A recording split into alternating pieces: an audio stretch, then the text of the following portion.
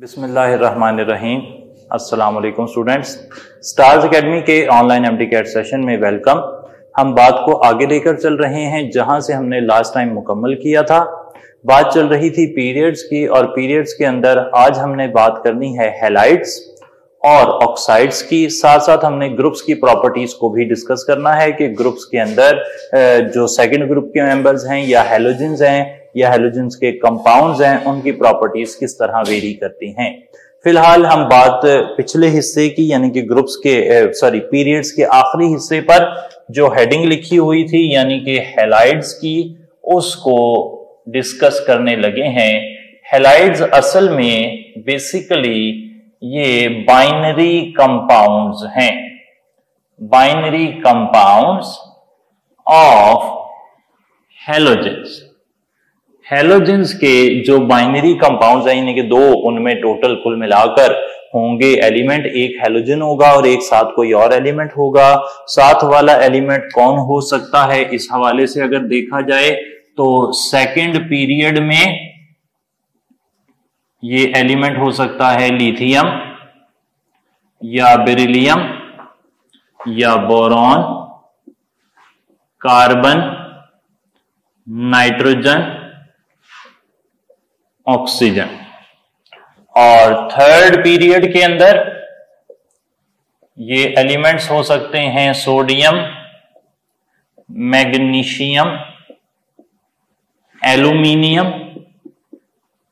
सही जी, इन्हें थोड़ा सा नीचे लिख लेते हैं, काम यहां पर कुछ और लिखना पड़ सकता है हमें। Sodium, magnesium, aluminium, silicon, phosphorus और सल्फर।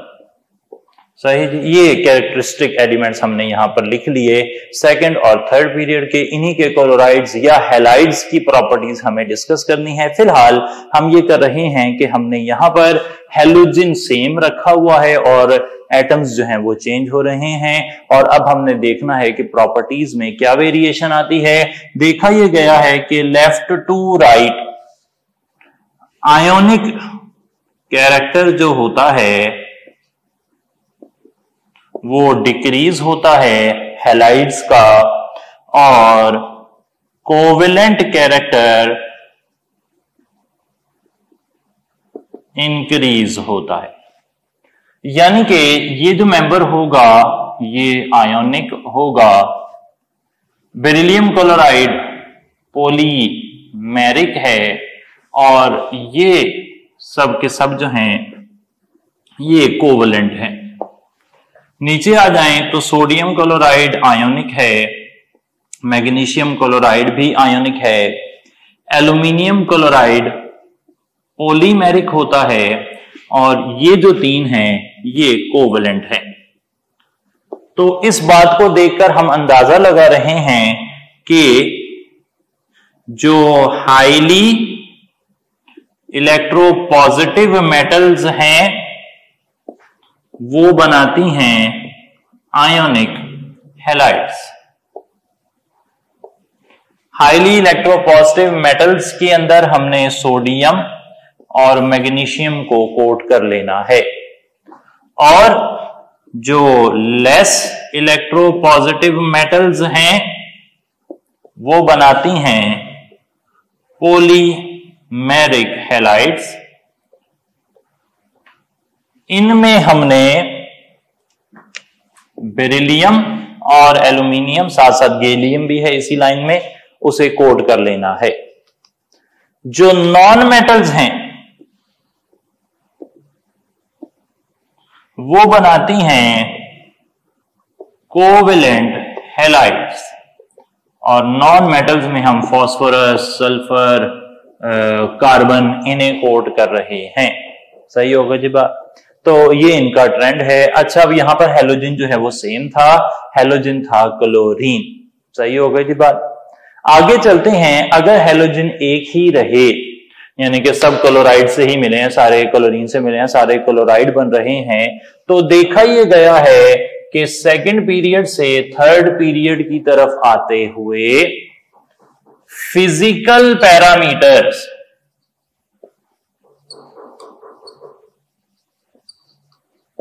इंक्रीज करते हैं। यानी कि सेकंड वालों के melting point, boiling point, heat of vaporisation, heat of sublimation वगैरह कम होंगे। थर्ड पीरियड वालों के यानी कि सोडियम क्लोराइड का लिथियम क्लोराइड से अगर कंपैरिजन किया जाए तो सोडियम क्लोराइड का melting point, boiling point, heat of vaporisation, heat of sublimation वगैरह ज्यादा होंगे। सही है जी। एक पर्टिकुलर हैलोजन के लिए यानी कि दोनों क्लोराइड हो तो नीचे वाले का फिजिकल पैरामीटर ज्यादा होंगे। सही, ये इंफॉर्मेशन भी हमने आप तक पहुंचा दी। अब हम बात कर रहे हैं कि अगर एटम सेम हो और उसके साथ हैलोजन अलग अलग लग रहे हों, ये कब हो सकता है? इसके लिए हम मिसाल ले रहे हैं एल्यूमिनियम की। एल्यूमिनियम ही फ्लोराइड बनाए, एल्यूमिनियम ही क्लोराइड बनाए, एल्यूमिनियम ही ब्रोमाइड बनाए और एल्यूमिनियम ही आयोडाइड बनाए। अगर ऐसी सूरत हाल है तो यहां पर जो मेल्टिंग पॉइंट हैं या बॉइलिंग पॉइंट हैं वो ज्यादा होंगे एल्यूमिनियम फ्लोराइड के एल्यूमिनियम क्लोराइड से, फिर ब्रोमाइड, फिर आयोडाइड। इसी तरीके से आयोनिक कैरेक्टर जो है वो भी फ्लोराइड का ज्यादा होगा सबसे और आयोडाइड का कम होगा सबसे। सही जी बात।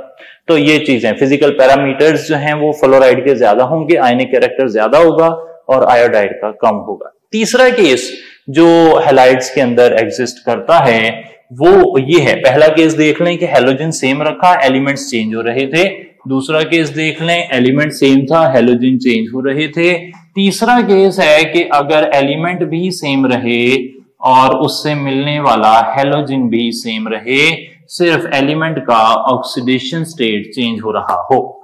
आप देखते हैं कि लेड Cl2 और Cl4 दोनों ही बना रहा है। अब देखा यह गया है कि जो लोअर ऑक्सीडेशन स्टेट वाला है वो आयोनिक होता है समवट और हायर ऑक्सीडेशन स्टेट वाला कोवेलेंट बिहेवियर शो करता है। ये थी बात जी हैलाइड्स की। हैलाइड्स से आगे अगर हम चलें तो कुछ बात होगी ऑक्साइड्स की।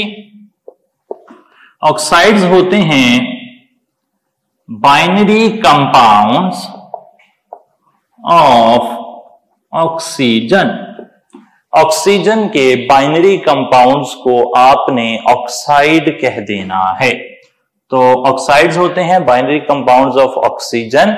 और ऑक्साइड्स में आगे अगर हम बात कर लें तो ऐसे कह सकते हैं कि जो हाईली इलेक्ट्रोपॉजिटिव मेटल्स हैं वो बनाती हैं बेसिक ऑक्साइड्स। और यहां पर मैं मेंशन कर रहा हूं 1A और 2A वालों को। सही थी बात। 2A के अंदर एक्सेप्ट बेरिलियम, बेरिलियम इसमें नहीं आएगा। मेटल्स के अंदर हाईली इलेक्ट्रोपॉजिटिव मेटल्स 1 और 2A की, उनमें बेरिलियम नहीं है। बेरिलियम होता है एक लेस इलेक्ट्रोपॉजिटिव मेटल और लेस इलेक्ट्रोपॉजिटिव मेटल्स के अंदर होते हैं एम्फोटेरिक ऑक्साइड्स। और यहां पर हम मिसालें कोट कर रहे हैं बेरिलियम की, एल्यूमिनियम की, जिंक की। ये सब एम्फोटेरिक ऑक्साइड्स बनाते हैं। फिर बात आ जाती है नॉन मेटल्स की। और नॉन मेटल्स के अंदर आ रहे हैं ग्रुप 4A वाले, 5A वाले, 6A वाले, 7A वाले। 6 और 7A के तो तमाम ही मेंबर बनाते हैं एसिडिक ऑक्साइड्स, जबकि ये जो 4 और 5A के मेंबरान हैं इनमें यहां पर कार्बन और सिलिकॉन है, यहां पे नाइट्रोजन और फास्फोरस है, ये बनाते हैं एसिडिक ऑक्साइड्स। सही है जी बात। ग्रुप 3 वाले जो हैं उनको हमने देख लिया कि वो कैसे ऑक्साइड बना रहे हैं। एल्यूमिनियम पर्टिकुलरली वो बना रहे हैं एम्फोटेरिक ऑक्साइड। तो ये है ऑक्साइड्स की डिस्ट्रीब्यूशन हमारे पीरियोडिक टेबल के अंदर।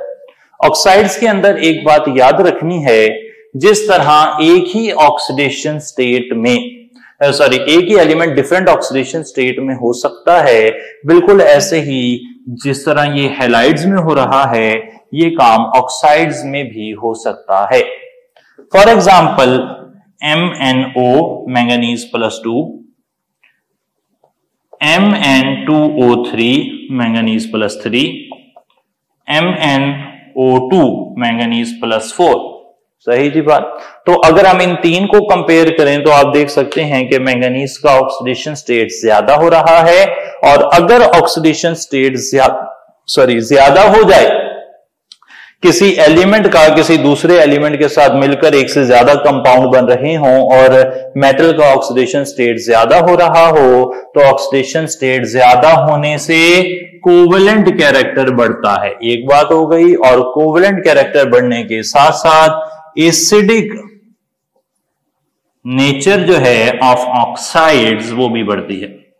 एसिडिक नेचर भी बढ़ेगी, यानी कि ज्यादा ऑक्सीडेशन स्टेट वाले ज्यादा एसिडिक होते हैं ऑक्साइड्स के हवाले से अगर बात की जाए तो। ये सारी इंफॉर्मेशन हमारी पीरियड्स वाले हिस्से को मुकम्मल करती है। पीरियड्स वाला हिस्सा हमारा मुकम्मल हो गया। अब हमने जाना है ग्रुप्स में, और ग्रुप्स में सबसे पहले हमें पूछा गया है रिएक्शंस की बात पूछी गई है, रिएक्शंस ग्रुप 2A के एलिमेंट्स के, और फिर हम चलेंगे हैलोजेंस की तरफ। इसके हवाले से कुछ सवाल भी देखेंगे इंशाल्लाह। एक बात ये भी देख लें कि यहां पर जो बोरॉन है वो भी एसिडिक ऑक्साइड ही बनाने वाला है। इसी तरीके से बेरिलियम, एल्यूमिनियम, जिंक के साथ साथ गैलियम और जर्मेनियम भी इसी तरीके से एम्फोटेरिक ऑक्साइड बनाते हैं, क्योंकि वो भी लेस इलेक्ट्रोपॉजिटिव मेटल हैं। आप जानते हैं कि highly electropositive metal basic oxide बनाते हैं, और ये भी जानते हैं आप कि जब आप डाउन दी ग्रुप जाते हैं एक ग्रुप में नीचे की तरफ, तो फिर मेटेलिक कैरेक्टर बढ़ता है, तो बेसिक कैरेक्टर जो है इन एक ग्रुप वो इंक्रीज करता है। बेसिक कैरेक्टर ऑफ ऑक्साइड्स एक ग्रुप में इंक्रीज करता है, और एक पीरियड के अंदर अगर हम बात करते हैं तो पीरियड के अंदर एसिडिक कैरेक्टर इंक्रीज करेगा। ये आपको नजर भी आ रहा है यहां पर गिवन डाटा से कि लेफ्ट टू राइट जाते हुए बेसिक से एम्फोटेरिक से एसिडिक ऑक्साइड बन रहे हैं, और ऊपर से नीचे आएंगे तो फिर बेसिक कैरेक्टर ऑफ ऑक्साइड्स ये बढ़ता जाएगा। जी आगे चलते हैं, और अब हम ग्रुप्स के अंदर सबसे पहले देख रहे हैं reactions of group 2A elements. Group 2A के एलिमेंट्स के रिएक्शंस हैं रिएक्शंस ऑफ 2A एलिमेंट्स। तो 2A एलिमेंट्स के रिएक्शंस के अंदर हम देख रहे हैं बेरिलियम, मैग्नीशियम, कैल्शियम, स्ट्रोंशियम और बेरियम के रिएक्शंस को। और सबसे पहला रिएक्शन हम देखेंगे विद वाटर। तो बेरिलियम के बारे में अगर बात की जाए तो बेरिलियम वाटर के साथ रिएक्शन नहीं करता। मैग्नीशियम ये रिएक्शन शो करेगा 100 डिग्री सेंटीग्रेड पर और सिर्फ मैग्नीशियम ऑक्साइड बना देगा। यह बॉइलिंग वाटर के साथ रिएक्शन है, जबकि कैल्शियम, स्ट्रोंशियम और बेरियम तीनों ही हाइड्रो ऑक्साइड बना देते हैं जब आप इन्हें 100 डिग्री सेंटीग्रेड पर बॉइलिंग वाटर के साथ, स्टीम के साथ रिएक्ट करवाते हैं। इंफॉर्मेशन है, याद रखनी है, और इसके अलावा कोई गुजारा नहीं हो सकता हमारा। दूसरा रिएक्शन हम देख रहे हैं विद ऑक्सीजन। ऑक्सीजन की जहां तक बात है तो बेरिलियम के अलावा तमाम अल्कलाइन अर्थ मेटल्स, तमाम अल्कलाइन अर्थ मेटल्स जो हैं they get tarnished in air.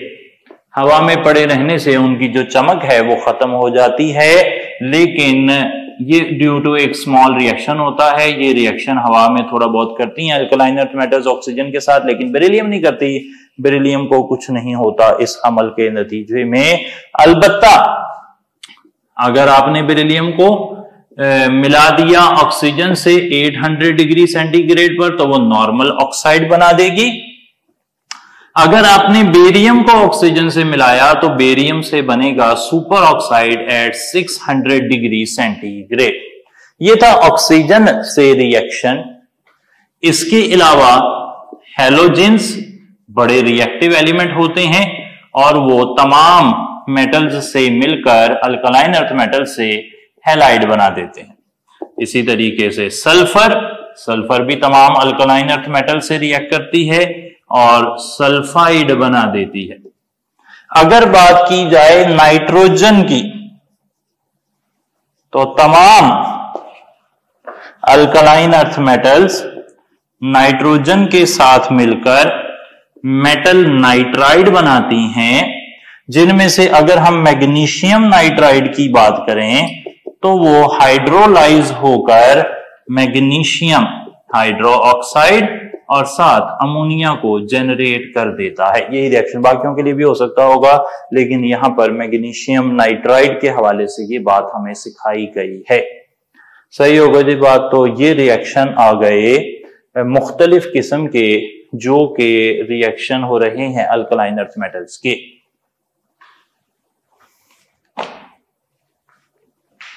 इसी तरीके से एक और रिएक्शन भी है और वो है रिएक्शन नंबर 6। रिएक्शन नंबर 6 है हाइड्रोजन के साथ।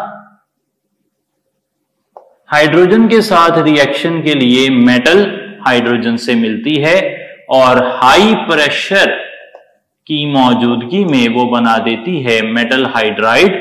अगर आप ये रिएक्शन मैग्नीशियम के लिए करवाना चाहते हैं तो फिर मैग्नीशियम आयोडाइड और हाई प्रेशर इस्तेमाल करना पड़ेगा और मैग्नीशियम हाइड्राइड बनेगा। यहां पर ये बात मैं बताता चलूं कि इस किस्म के जो इनऑर्गेनिक के सवाल होते हैं, इनमें बस वो जो कैटालिस्ट है या कंडीशन है या रिएक्टेंट है या प्रोडक्ट है, इस तरह की सादा सादा बातें आती हैं, या फिर एक्सेप्शन बेस्ड सवाल आते हैं कि which of the following alkaline earth metals is not tarnished in air, तो आप बेरिलियम टिक कर देंगे। तो which of these forms super peroxide, तो आप बेरियम टिक कर देंगे। इस तरह की बातें आपको आ सकती हैं सवालात में, आप इन पर नजर रखें। आगे चलते हुए मजीद वो पूछ रहा है कि आप मुख्तलिफ कंपाउंड पढ़ चुके हैं अल्कलाइन अर्थ मेटल्स के। फॉर एग्जाम्पल आप कंपाउंड्स ऑफ 2A एलिमेंट्स में देख चुके हैं। ऑक्साइड्स MO और हाइड्रो ऑक्साइड्स MOH2। सही जी। आप देख चुके हैं कार्बोनेट्स, आप देख चुके हैं सल्फेट्स, ये सब आपने देखे हैं। अब आप हमें ये बता दें कि beryllium, magnesium, calcium, strontium, barium के लिए आप नीचे की तरफ अगर आते हैं ग्रुप में, तो कौन से हाइड्रो ऑक्साइड्स स्टेबल ज्यादा हैं, कौन से हाइड्रो ऑक्साइड्स सॉल्युबल ज्यादा हैं, या कौन से कार्बोनेट्स और कौन से सल्फेट्स किस्म किस्म की फिजिकल प्रॉपर्टीज शो करते हैं। देखा यह गया है कि जो बेरिलियम से बेरियम की तरफ जो साइज है वो रेगुलरली या सडनली इंक्रीज कर रहा है। रेगुलर तो नहीं है, बड़ा जल्दी जल्दी भी इंक्रीज करता है, तो वो ना एक्सपोनेंशियली इंक्रीज कर रहा है साइज। अच्छा, दूसरी तरफ जो ऑक्साइड है ना और हाइड्रो ऑक्साइड है, उसका साइज छोटा होता है, कार्बोनेट का साइज बड़ा होता है, सल्फेट का साइज तो काफी बड़ा होता है। एक बात याद रखनी है कि पैकिंग जितनी अच्छी होगी उतना ही चीज स्टेबल होगी और उतना ही लेस सॉल्युबल होगी। बस यही फिक्रा आपके लिए इंशाल्लाह इस टॉपिक को समझने में मदद करेगा कि पैकिंग जितनी अच्छी होगी, लिख लेते हैं इसे, good packing is equal to stability and lesser solubility. तो ये बात आपने याद रखनी है। अब छोटे साइज वाले छोटे साइज वालों के साथ अच्छा पैक होंगे और बड़े साइज वाले बड़े साइज वालों के साथ अच्छा पैक होंगे। इस बात को अगर मान लिया जाए तो डाउन दी ग्रुप ऑक्साइड्स की जो स्टेबिलिटी है वो डिक्रीज करेगी। क्यों? क्योंकि पैकिंग खराब हो रही है, एक का साइज बड़ा दूसरे का साइज छोटा हो रहा है। बेरिलियम ऑक्सीजन अच्छी पैकिंग कर रहे हैं, बेरियम और ऑक्सीजन अच्छी पैकिंग नहीं कर रहे, और स्टेबिलिटी कम हो रही है, लेकिन सॉल्युबिलिटी जो है वो इंक्रीज कर रही होगी। यही ट्रेंड है हाइड्रो ऑक्साइड का भी। बहुत ही आसान, बहुत ही सिंपल सी बात। कार्बोनेट्स साइज बड़ा हो रहा है, साइज बड़ा है, पैकिंग अच्छी हो रही है, तो डाउन द ग्रुप स्टेबिलिटी बढ़ रही होगी और सॉल्युबिलिटी कम हो रही होगी। यही कुछ हो रहा होगा सल्फेट्स के साथ भी। नाइट्रेट्स का कोई ट्रेंड हमारी किताब में नहीं लिखा हुआ, तो हम उसकी बात नहीं कर रहे। सॉल्युबिलिटी और स्टेबिलिटी का ट्रेंड हमें पूछा गया था, तो वो मैंने यहां पर मेंशन कर दिया है कि इस तरीके से ये मामलात चलते हैं।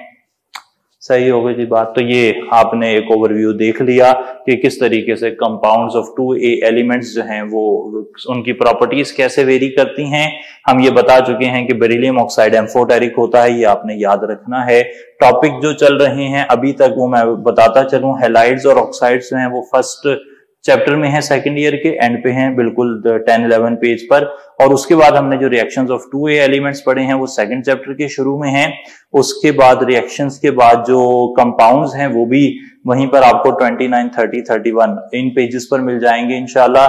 वहां पर आपको कुछ और बातें भी मिलेंगी, वो छोटी छोटी सी इंफॉर्मेशन है। मिसाल के तौर पर जो मैग्नीशियम हाइड्रो ऑक्साइड की सस्पेंशन है इन वाटर, इसे कहते हैं मिल्क ऑफ मैग्नीशिया, और ये स्टमक एसिडिटी की ट्रीटमेंट में इस्तेमाल होती है। इसी तरीके से कैल्शियम हाइड्रो ऑक्साइड का जो सॉल्यूशन है उसे कहते हैं milk of lime, sorry milk of lime नहीं कहना चाहिए, लाइम वाटर कहते हैं। सही थी, लाइम वाटर कहते हैं। कैल्शियम हाइड्रोक्साइड का जो सैचुरेटेड सॉल्यूशन होता है उसे कहा जाता है लाइम वाटर। इसी तरीके से सल्फेट्स में हमें यह बता रहा है कि CaSO4.2H2O इसे कहते हैं जिप्सम, और ये 2% सीमेंट इंडस्ट्री में ऐड किया जाता है एज रिटार्डर। सही जी, to increase the setting time of cement. Setting time of cement को बढ़ाने के लिए ये चीज डाली जाती है सीमेंट के अंदर। ये सल्फेट आ गया, इसका भी इस्तेमाल हमें बताया है। एंड पर हम थोड़ी सी जगह निकाल लेते हैं और वहां पर नाइट्रेट्स की बात लिख लेते हैं। नाइट्रेट्स का कोई ट्रेंड नहीं बताया गया हमें, लेकिन यह बताया गया है कि जो मैग्नीशियम नाइट्रेट है, कैल्शियम नाइट्रेट है और लिथियम नाइट्रेट है, इन सब को गर्म करने से इनके ऑक्साइड्स बनते हैं, साथ NO2 बनती है, साथ ऑक्सीजन बनती है। लेकिन इसके बरखिलाफ अगर आप बाकी अल्कली मेटल्स को, उनके नाइट्रेट्स को हीट करेंगे तो फिर नाइट्राइड बनेगा और साथ ऑक्सीजन बनेगी। ये डिफरेंस है, ये डिफरेंस हमें आ सकता है। इस तरह की बातें हमने करनी है, तो इस हिस्से पर हम बात को रोकते हैं। अब कुछ सवाल देखेंगे और सवालों के बाद फिर इंशाल्लाह आगे चलेंगे। हैलोजेंस, उनके कंपाउंड्स, क्लोरीन के कंपाउंड्स और यूजेस ऑफ हैलोजेंस इंशाल्लाह। से है जी जनाब, तो कुछ सवाल लिख लिए हमने यहां पर। इसके बाद हमने जाना है हैलोजेंस की तरफ। तो सवाल रिलेटिवली आसान है, टॉपिक भी बहुत आसान है, तो उसी हवाले से सवाल भी आसान होंगे। बड़ा ही लिमिटेड सा, स्ट्रेट फॉरवर्ड सा टॉपिक है। उम्मीद है कि आप यहां पर गलती नहीं करेंगे। हम बिल्कुल उम्मीद करते हैं कि आपके इन टेस्ट्स में से तो एक भी गलत होना जो है वो जुर्म माना जाएगा। पहली बात हमें क्या पूछी गई है, an example of A polymeric halide is. हमने सेकंड पीरियड और थर्ड पीरियड के क्लोराइड्स बनाए अभी थोड़ी देर पहले, और सेकंड पीरियड में हमने बेरिलियम क्लोराइड को एम्फोटेरिक कहा था, थर्ड पीरियड में हमने एल्यूमिनियम क्लोराइड को एम्फोटेरिक पॉलीमेरिक कहा था। बेरिलियम क्लोराइड भी पॉलीमेरिक है, एल्यूमिनियम क्लोराइड भी पॉलीमेरिक है, ये हमने फाइनल कर लिया है। तो अब आप देखें कि यहाँ पर सोडियम, मैग्नीशियम, एल्यूमिनियम और सिलिकॉन क्लोराइड ऑप्शंस में दिए गए हैं। ऑप्शंस हमें सेकंड और थर्ड पीरियड में से ही आना है, या फिर इसके अलावा अगर कोई आएगा तो वो जिसकी एग्जाम्पल किताब में कोड की गई होगी। तो फिलहाल तो एल्यूमिनियम क्लोराइड यहाँ पर सीधा सा सही जवाब बन रहा है, चार्ली ऑप्शन हमने यहाँ टिक कर दिया। सेकंड क्वेश्चन देख लें, the most acidic oxide will be formed by. Acidic oxide जो है ना वो नॉन मेटल्स बनाती है, जितना ज्यादा अच्छी नॉन मेटल्स होगी उतना ही ज्यादा एसिडिक ऑक्साइड बनाएगी, और अच्छी नॉन मेटल होने के लिए इलेक्ट्रोनेगेटिविटी का ज्यादा होना भी जरूरी है। तो यहां पर है boron, sodium, phosphorus, chlorine. Left to right अगर आप देखें तो क्लोरीन सबसे राइट पर है और इसकी इलेक्ट्रोनेगेटिविटी काफी ज्यादा होती है, 3 या 3 से कुछ ज्यादा। तो सबसे ज्यादा इलेक्ट्रोनेगेटिविटी की वजह से क्लोरीन सबसे अच्छा ऑक्साइड बनाएगा, सबसे एसिडिक ऑक्साइड बनाएगा। आगे चल पड़ते हैं, with increase in oxidation number of an element M in A compound MX। ये सवाल क्लियर कट हमें नजर आ रहा है कि इस तरफ निशानदही कर रहा है कि अगर एक एलिमेंट है M और वो हैलोजन X से मिल रहा है और कंपाउंड बना रहा है MX, X कुछ भी हो सकता है, फ्लोरीन, क्लोरीन, ब्रोमीन, आयोडीन, और वो एलिमेंट की ऑक्सीडेशन स्टेट चेंज हो रही है, यानी कि वो कम भी है और ज्यादा भी है। तो जब ऑक्सीडेशन स्टेट ज्यादा होती है तो क्या होता है, ये सवाल हमें पूछा जा रहा है। सवाल उम्मीद है आपने क्लियर कर लिया होगा, अंडरस्टैंड कर रहे होंगे कि अगर एक मेटल M जो है, एलिमेंट M, वो कंपाउंड बनाता है X के साथ और ऐसे कंपाउंड बनाता है जिनमें ऑक्सीडेशन नंबर इंक्रीज कर रहा है, यानी कि एक में कम था दूसरे में ज्यादा है, PbCl2, PbCl4, तो जैसे ये मिसाल है। तो फिर क्या होता है, आयोनाइजेशन एनर्जी कम होती है, या इलेक्ट्रोनेगेटिविटी कम होती है, या कोवेलेंट कैरेक्टर बढ़ जाता है, या मेटालिक कैरेक्टर बढ़ जाता है। पहली दो बातें तो बिल्कुल सही नहीं लग रही, क्योंकि जनाब ये बात तो हम सीख चुके हैं कि कंपाउंड्स के अंदर जो आयनाइजेशन एनर्जी है ना वो एलिमेंट की प्रॉपर्टी है, और आयनाइजेशन एनर्जी जो होती है वो उसका कोई ताल्लुक नहीं बन रहा यहां पर जो सवाल हमें पूछा गया है, ना आयनाइजेशन एनर्जी का ना इलेक्ट्रोनेगेटिविटी का। तो ये प्योरली एक सवाल जो है वो कंपाउंड्स से रिलेटेड है, जिसमें हमें दो कंपाउंड्स के अंदर प्रॉपर्टीज के कंपैरिजन के हवाले से सवाल किया गया है। पूछा यह गया है कि भाई अगर एलिमेंट जो है वो मुख्तलिफ ऑक्सीडेशन स्टेट में अगर कंपाउंड बनाता है तो क्या होगा। थोड़ी ही देर पहले की बात है कि हमने ये क्लियर कर लिया था कि अगर एक एलिमेंट एक हैलोजन से मिलकर एक से ज्यादा कंपाउंड बनाए, इस तरह के एक में उसका ऑक्सीडेशन स्टेट कम हो दूसरे में ऑक्सीडेशन स्टेट ज्यादा हो, तो फिर क्या होगा, जिसका ऑक्सीडेशन स्टेट ज्यादा है वो प्रीडोमिनेंटली कोवेलेंट बिहेवियर शो करेगा, कोवेलेंट कैरेक्टर उसका ज्यादा होगा as compare to smaller oxidation number वाले कंपाउंड के।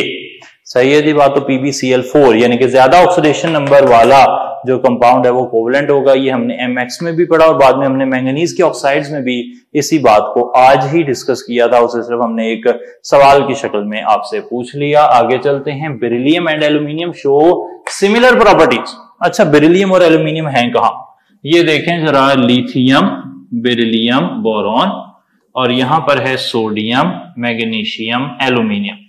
ये सेकंड पीरियड है, ये थर्ड पीरियड है, ये सेकंड ए का मेंबर है, ये थर्ड ए का मेंबर है, ये S ब्लॉक का मेंबर है और ये P ब्लॉक का मेंबर है। सही जी। अब देखें सवाल पढ़े जरा, मैंने सारा कुछ लिख दिया यहां पर कि भाई बेरिलियम और एल्यूमिनियम की प्रॉपर्टीज एक जैसी हैं, इसकी वजह क्या है, क्या वो सेम ग्रुप में है? नहीं, ऐसा तो नहीं है।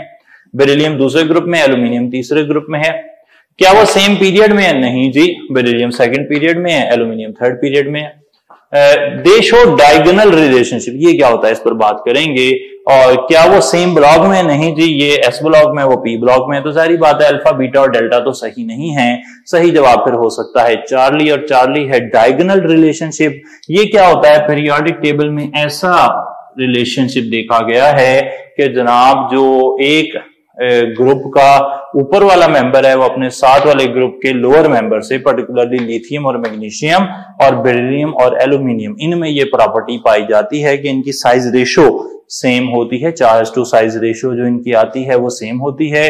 पोलराइजिंग पावर इनकी सेम होती है, इसलिए ये एक जैसी प्रॉपर्टीज शो करते हैं। इस रिलेशनशिप को कहते हैं डायगोनल रिलेशनशिप। मैं कोई और जगह पर इसे आप तक नहीं पहुंचा सका, तो इसलिए मैंने एक एमसीक्यू की शक्ल में आपको बता दिया कि लिथियम और मैग्नीशियम, बेरिलियम और एल्यूमिनियम ये आपस में क्या शो करते हैं जी, डायगोनल रिलेशनशिप शो करते हैं। और डायगोनल रिलेशनशिप क्या है, similarity in properties due to similar polarising power. अच्छा, मैं लिख देता हूं जी, similar polarising power. Polarising power word अगर आपने नहीं सुना तो कोई मसला नहीं है। Similar charge to size ratio की वजह से अलाउज सिमिलर प्रॉपर्टीज, इसे कहते हैं डायगोनल रिलेशनशिप। लें जनाब, इस तरह हो गई बात। आगे अगला सवाल देख लेते हैं। Alkaline earth metals can act as, act नहीं होता एक्ट होता है, act as powerful oxidising agent due to, powerful oxidising agent तो नहीं होते जी, ये तो पावरफुल रिड्यूसिंग एजेंट होते हैं। सही जी। तो अल्कलाइन अर्थ मेटल्स बड़े जबरदस्त रिड्यूसिंग एजेंट हैं। इसकी क्या वजह है? रिड्यूसिंग एजेंट कौन होता है? जो इलेक्ट्रॉन देता है, यानी कि अल्कलाइन अर्थ मेटल जिससे रिएक्ट करते हैं उसे इलेक्ट्रॉन दे देते हैं बड़ी जल्दी। क्यों दे देते हैं? बड़ा ही ऑब्वियस रीजन है कि अल्कलाइन अर्थ मेटल्स आयोनाइज जल्दी हो जाते हैं। अल्कलाइन अर्थ मेटल्स इलेक्ट्रॉन जल्दी दे देते हैं। क्यों? क्योंकि इनकी आयोनाइजेशन एनर्जी लो होती है। आयोनाइजेशन एनर्जी कम होगी तो वो इलेक्ट्रॉन जल्दी देंगे। सही जी। स्मॉल साइज होगा तो आयोनाइजेशन एनर्जी ज्यादा हो जाती है। चार्ज डेंसिटी ज्यादा हो जाए तो आयोनाइजेशन एनर्जी ज्यादा हो जाती है। इलेक्ट्रॉन एफिनिटी मेटल्स की होती नहीं है, वो कंसिडर भी नहीं हम करते। और पर्टिकुलरली अगर हम सेकंड ए की बात करें तो सेकंड ए की इलेक्ट्रॉन एफिनिटी एक्सेप्शनली लो है, और एक्सेप्शनली लो होने की वजह से वो प्रॉपर्टीज पर कोई खास असर नहीं डालती। मेटल्स की प्रॉपर्टीज आयनाइजेशन एनर्जी से जज की जाती हैं और नॉन मेटल्स की प्रॉपर्टीज इलेक्ट्रॉन अफिनिटी से जज की जा सकती हैं। आगे चल पड़ते हैं जी। All of these are amphoteric oxides except, मैंने बता दिया था कि एम्फोटेरिक ऑक्साइड्स हैं beryllium oxide, aluminium oxide, gallium oxide, germanium oxide और जिंक ऑक्साइड। तो बेरिलियम ऑक्साइड किताब की मिसाल है, जिंक ऑक्साइड किताब की मिसाल है, एल्यूमिनियम ऑक्साइड किताब की मिसाल है, और किताब में बोरॉन ऑक्साइड को एसिडिक ऑक्साइड में लिखा गया है। तो बोरॉन ऑक्साइड एसिडिक ऑक्साइड है, ये भी आपने याद रख लेना है। आखिरी सवाल इस हिस्से का, फिर आगे चलेंगे जी। Which of the following is not a product of decomposition of nitrates of alkaline earth metals? Alkaline earth metals के नाइट्रेट अगर डीकम्पोज हो जाएं तो इन सब में से क्या प्रोडक्ट नहीं बनता? मैंने बताया अभी थोड़ी देर पहले की बात है कि जनाब जो अल्कलाइन अर्थ मेटल नाइट्रेट्स हैं, फॉर एग्जांपल मैग्नीशियम नाइट्रेट की अगर बात की जाए तो इसके डीकम्पोज होने से ऑक्साइड बनता है, NO2 बनती है, ऑक्सीजन बनती है। तो अल्फा बन रहा है, बीटा बन रहा है, चार्ली बन रहा है, डेल्टा नहीं बन रहा। डेल्टा कब बनता है? डेल्टा बनता है जब सोडियम नाइट्रेट जैसी अल्कली मेटल डीकम्पोज होती है, तो फिर बनता है NaNO2 यानी कि नाइट्राइड बनता है। ये हिस्सा मुकम्मल करके अब अगला काम हमारा ये है कि हम हैलोजेंस की प्रॉपर्टीज को कंपेयर करें और हैलोजेंस के कंपाउंड्स की प्रॉपर्टीज को डिस्कस करें जी। तो आगे चल रहे हैं और हैलोजेंस के हवाले से हमने बात शुरू करनी है।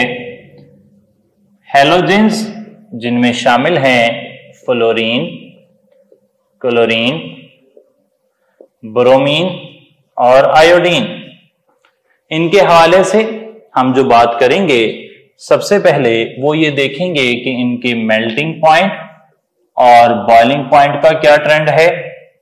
मेल्टिंग पॉइंट और बॉइलिंग पॉइंट के ट्रेंड के बाद हम देख लेंगे कि इनकी इलेक्ट्रॉन अफिनिटी का क्या ट्रेंड है। फिर देख लेंगे कि इनकी इलेक्ट्रोनेगेटिविटी का क्या ट्रेंड है। इसी तरीके से बात हो जाएगी इनकी बॉन्ड डिसोसिएशन एनर्जीज की, यानी कि किसकी बॉन्ड डिसोसिएशन एनर्जी ज्यादा है और किसकी बॉन्ड डिसोसिएशन एनर्जी कम है। इसी तरीके से वेरी इंपॉर्टेंट, ऑक्सीडेशन पोटेंशियल या ऑक्सीडाइजिंग पावर कह लें, ऑक्सीडाइजिंग पावर ये किसकी ज्यादा है वो देख लेंगे। सही जनाब, ऑक्सीडाइजिंग पावर भी इंपॉर्टेंट रहेगी यहां पर।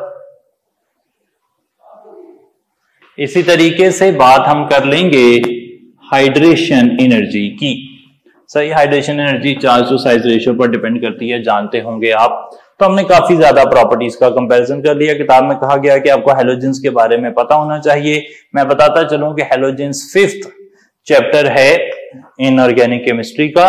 उसके स्टार्ट में हमें फ्लोरीन का बताया गया है कि ये पेल येलो गैस है, क्लोरीन ग्रीनिश येलो गैस है, ब्रोमीन ब्राउन लिक्विड है, आयोडीन सॉलिड होता है वायलेट कलर का।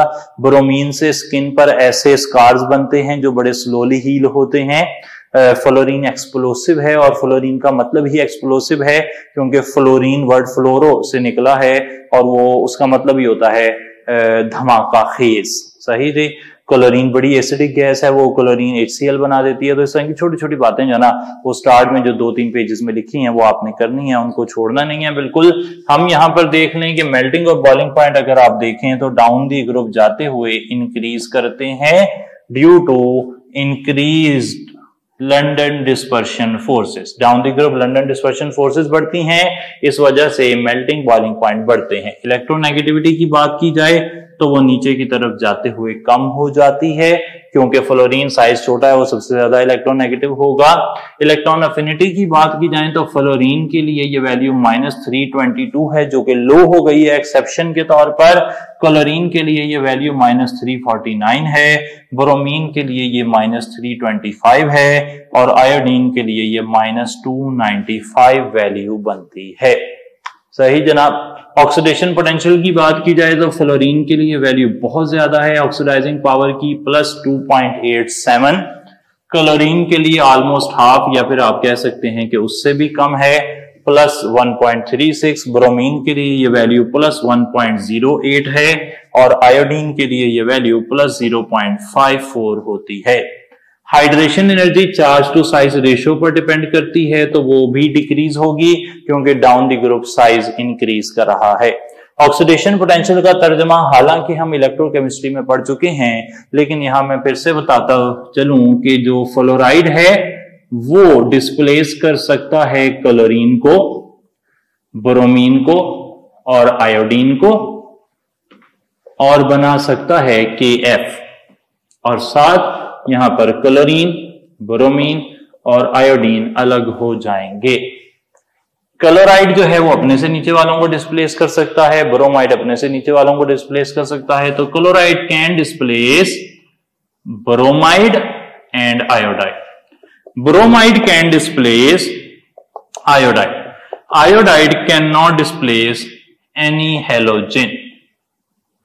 ये जो ऑक्सीडाइजिंग पावर है, इसकी वजह से हैलोजेंस इस्तेमाल होते हैं as decolourising agent, as disinfectant, क्योंकि ये जरासीम कुछ हैं, ऑक्सीडाइज कर देंगे उसे और उनकी सेल वॉल वगैरह या सेल मेम्ब्रेन जो भी है उसे तोड़ देंगे।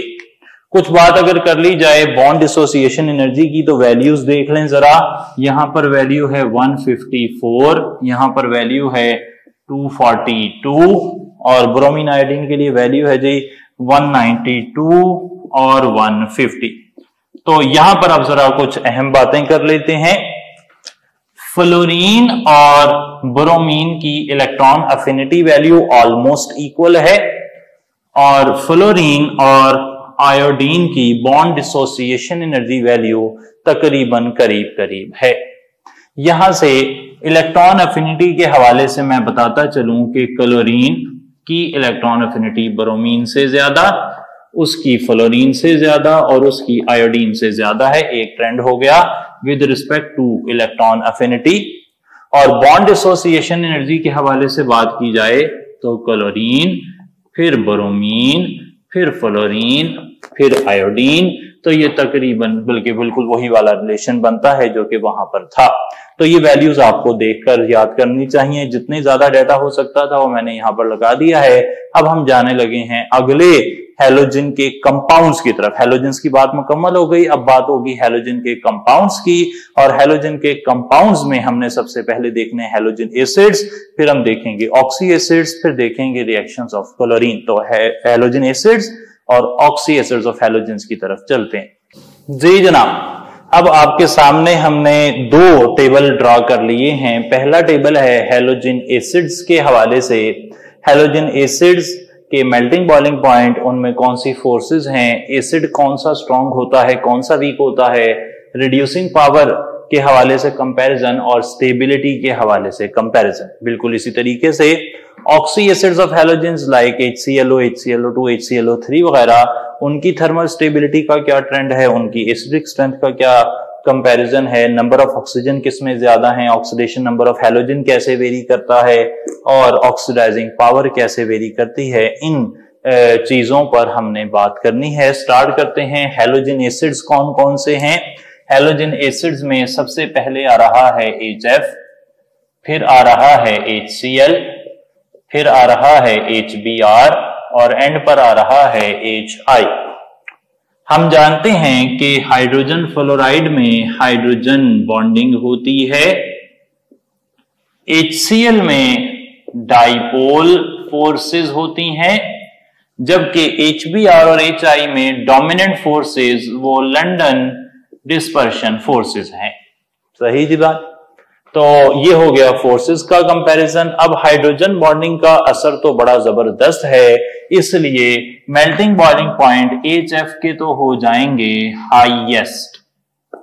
बाकी सबकी बात करें तो नीचे की तरफ आते हुए हमने फर्स्ट ईयर के अंदर 4th चैप्टर में इंटरमॉलिक्यूलर फोर्सेस, केमिकल बॉन्डिंग में भी और उससे पीछे भी हमने प्रॉपर्टीज में ये स्टडी कर लिया था स्टेट्स ऑफ मैटर के अंदर कि HCl, HBr और HI की तरफ जाते हुए डाइपोल फोर्सेस से, हालांकि लंदन डिस्पर्शन फोर्सेस की तरफ हम मूव कर रहे हैं, लेकिन फिर भी जो मेल्टिंग बॉइलिंग पॉइंट हैं वो इंक्रीज करेंगे।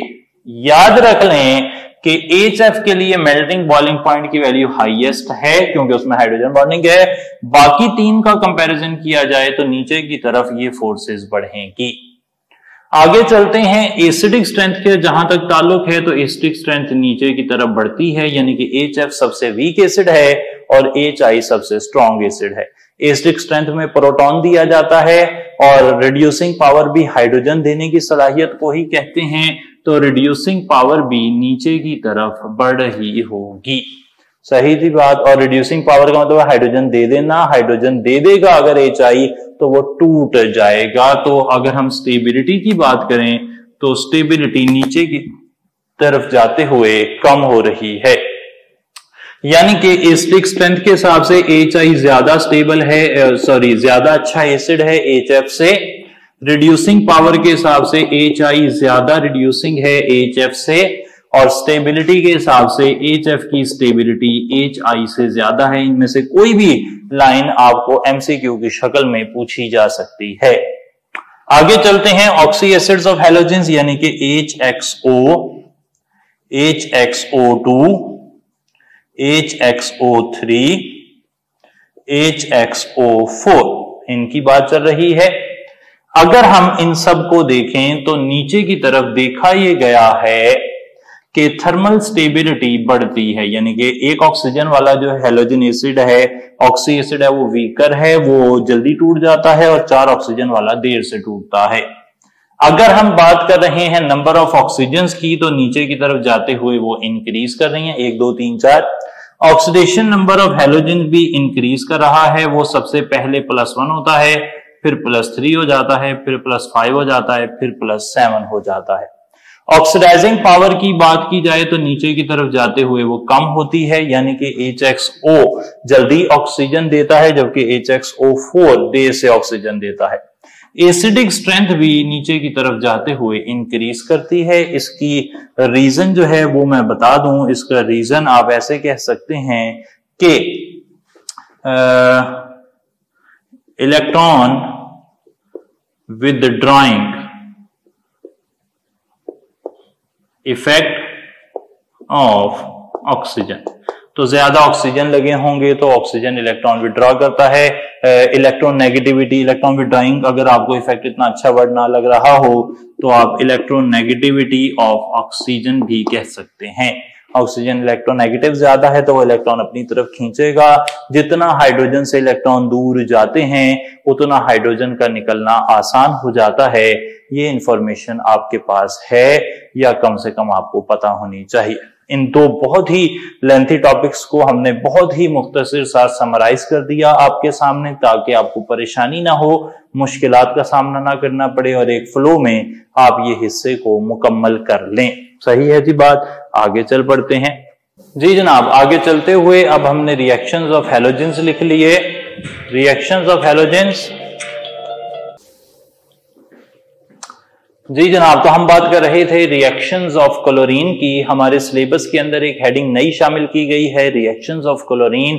5th चैप्टर के अंदर जो रिएक्शंस ऑफ क्लोरीन हमारे लिए अहम थे वो हमने यहाँ पर लिख लिए हैं। सबसे पहले हम रिएक्शन देख रहे हैं विद फास्फोरस। फास्फोरस अगर क्लोरीन से मिले in the presence of carbon dioxide which is providing an inert atmosphere, तो ये फास्फोरस ट्राइक्लोराइड मिल बन जाता है। अगर एक्सेस ऑफ क्लोरीन होगी तो फिर सॉल्वेंट होगा CS2 यानी कि कार्बन डाइसल्फाइड, और यहां पर PCl5 बनेगा। क्लोरीन डिस्प्लेसमेंट रिएक्शन भी देती है, ये हैलोजेंस को डिस्प्लेस कर सकती है। कौन से हैलोजेंस को? ब्रोमीन को और आयोडीन को। हमने देखा कि ये फ्लोरीन को डिस्प्लेस नहीं कर सकती। क्लोरीन एक बहुत ही अहम रिएक्शन डिस्प्रोपोर्शनेशन रिएक्शन भी देती है, जिसे सेल्फ ऑक्सीडेशन रिडक्शन रिएक्शन कहते हैं। Chlorine is itself oxidised and reduced, ये खुद ही ऑक्सीडाइज भी हो जाता है, रिड्यूस भी हो जाता है। यहां पर क्लोरीन सोडियम हाइड्रोक्साइड से मिले अगर 15 डिग्री सेंटीग्रेड पर, तो NaCl NaClO यानी कि सोडियम क्लोराइड, सोडियम हाइपोक्लोराइड और वाटर बनता है। अगर सोडियम हाइड्रोक्साइड के साथ 70 डिग्री सेंटीग्रेड वार्म करने पर, गर्म करने पर मिलाएं तो फिर सोडियम क्लोराइड और पानी तो बनते हैं, लेकिन सोडियम हाइपोक्लोराइड की जगह सोडियम क्लोरेट बन जाता है। इसी तरह का मिलता जुलता रिएक्शन कैल्शियम हाइड्रोक्साइड के साथ भी होता है, जिसमें बनता है ब्लीचिंग पाउडर। यहां पर भी क्लोरीन सेल्फ ऑक्सीडाइज भी हुई है, रिड्यूस भी हुई है, तो ये भी एक डिस्प्रोपोर्शनेशन रिएक्शन की ही मिसाल है। एक बात पीछे से हमें याद रखनी है कि जो फ्लोरीन, क्लोरीन, ब्रोमीन और आयोडीन है, इनकी ऑक्सीडाइजिंग पावर को भी हमारे सिलेबस का हिस्सा बनाया गया है। तो ऑक्सीडाइजिंग पावर किताब के मुताबिक डिपेंड करती है 4 चीजों पर। डिपेंड करती है हाइड्रेशन एनर्जी पर, मैंने रिलेशन बता दिया, अगर किसी की हाइड्रेशन एनर्जी ज्यादा होगी तो उसकी ऑक्सीडाइजिंग पावर भी ज्यादा होगी, और हाइड्रेशन एनर्जी जिसका साइज छोटा होता है उसकी हाइड्रेशन एनर्जी ज्यादा होती है।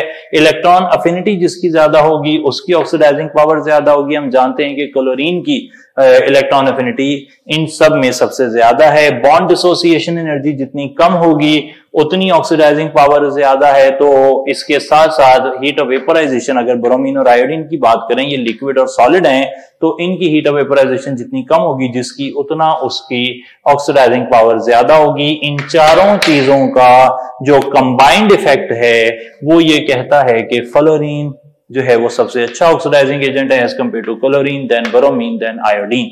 ये सारी बात मुकम्मल करने के बाद हम पहुंच गए हैं इस यूनिट के इख्तिताम पर। ग्रुप्स और पीरियड्स को कंप्लीट किया हमने। जो जो छोटी छोटी बातें थी, मुख्तलिफ जगहों से रिएक्शंस जो कंबाइन करने थे वो हमने कर लिए हैं, और कोई बात उम्मीद है कि इस हिस्से में नहीं रह गई। कुछ सवाल यहां पर देख लेते हैं, इस हिस्से को मुकम्मल करेंगे इंशाल्लाह। जी जनाब, तो फिर हम आ गए हैं आखिर पर टॉपिक के। यहाँ पर हमने 5 सवाल देखने हैं। पहले सवाल के बारे में देख लें, halogen with highest bond dissociation energy. कौन सा हैलोजन है जिसकी बॉन्ड डिसोसिएशन एनर्जी सबसे ज्यादा है? मैंने बताया था फ्लोरीन के लिए ये वैल्यू जो है वो 154 है, क्लोरीन के लिए ये वैल्यू 242 है, ब्रोमीन के लिए 192 और आयोडीन के लिए 150। तो क्लोरीन के लिए वैल्यू सबसे ज्यादा होती है। अगला सवाल है halogen with highest electron affinity. Electron affinity की वैल्यूज हमने बताई थी -322, -349, -325, -295। तो क्लोरीन की इलेक्ट्रॉन अफिनिटी भी सबसे ज्यादा होती है। इसके बाद halogen that occurs naturally in positive oxidation state. याद रख लें कि कुदरती तौर पर सोडियम आयोडेट नामी एक कंपाउंड पाया जाता है, और भी कंपाउंड हो सकते हैं आयोडीन के जो नेचुरली पॉजिटिव ऑक्सीडेशन स्टेट में पाए जाते हैं। तो ये इंफॉर्मेशन है, एक्सरसाइज का एमसीक्यू है, तो हमने उसको यहां पर लिख लिया कि iodine naturally positive oxidation state में पाया जाता है। ये सवाल देखें चौथा, halogen that spontaneously reacts with gold. इसका जवाब, ये एक्सरसाइज का ही सवाल है लेकिन इसका जवाब अक्सर जो असातिज़ा कराम हैं उनकी तरफ से कोई इतना अच्छा नहीं आता, वो इसका जवाब क्लोरीन लगवा देते हैं, लेकिन यहाँ पर जवाब है fluorine. Fluorine spontaneously reacts with gold. ऐसा क्यों है? क्योंकि फ्लोरीन की ऑक्सीडाइजिंग पावर बड़ी ज्यादा है। फ्लोरीन की ऑक्सीडाइजिंग पावर बड़ी ज्यादा है और ऑक्सीडाइजिंग पावर ज्यादा होने की वजह से वो गोल्ड को ऑक्सीडाइज कर सकता है। गोल्ड +3 में, गोल्ड इनर्ट मेटल है या फिर आप कहें नोबल मेटल है, वो इतनी जल्दी रिएक्ट नहीं करती। अलबत्ता फ्लोरीन की ऑक्सीडाइजिंग पावर +2.87 होने की वजह से वो स्पॉन्टेनियसली रिएक्ट कर सकता है गोल्ड के साथ। ये भी इंफॉर्मेशन हो गई। आगे चल पड़ते हैं। Oxidising power of halogen does not depend upon. मैंने बताया था कि ऑक्सीडाइजिंग पावर इलेक्ट्रॉन अफिनिटी के बढ़ने से बढ़ती है, हाइड्रेशन एनर्जी के बढ़ने से बढ़ती है, बॉन्ड डिसोसिएशन एनर्जी के बढ़ने से कम होती है, लेकिन इलेक्ट्रोनेगेटिविटी पर डिपेंड नहीं करती। तो आपने देखा कि जो भी पॉइंट्स हम बता रहे हैं उन पॉइंट्स को ही वो ऑप्शंस में तब्दील कर सकता है हमारा एग्जामिनर, और उससे हमें सवाल पूछ सकता है। इसके साथ ही हमारा C12 का सिलेबस मुकम्मल हो गया है। एक हमारे पास सिर्फ यूनिट बचा है C13। तब इंशाल्लाह उसके साथ फिर नेक्स्ट टाइम मुलाकात होगी। थैंक यू सो मच जी। अस्सलाम वालेकुम।